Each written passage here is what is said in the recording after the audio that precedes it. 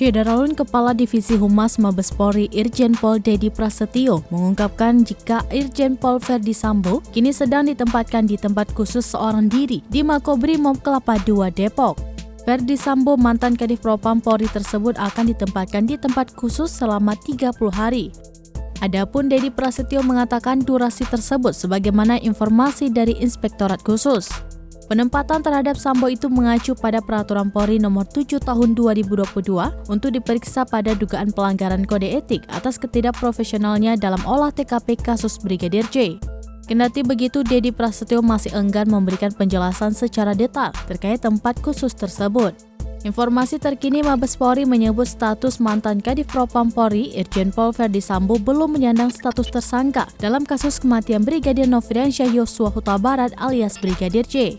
Penempatan itu untuk pemeriksaan oleh Inspektorat Khusus atau Irsus terkait dugaan pelanggaran kode etik terkait ketidakprofesionalnya dalam olah TKP penembakan Brigadir J.